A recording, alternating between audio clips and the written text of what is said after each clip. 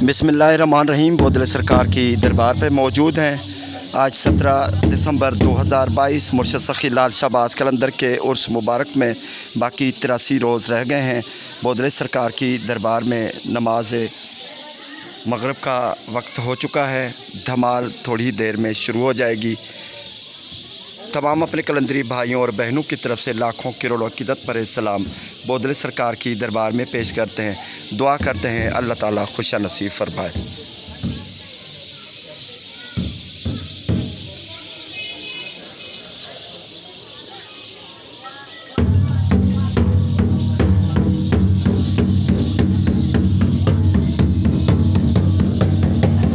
धमाल पे अनवर साईं मौजूद हैं। सेवन शरीफ के फ़ुकरा, बोदले सरकार की काफ़ी के फ़ुकरा और दीगर फ़ुकरा भी धमाल में शामिल हैं।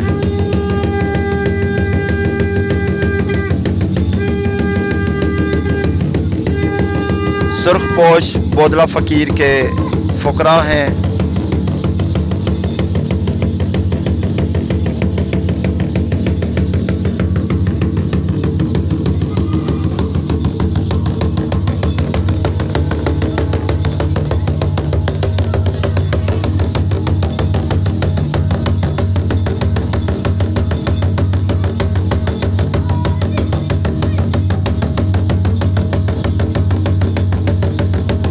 यासीन फ़कीर है, रहमत फ़कीर है।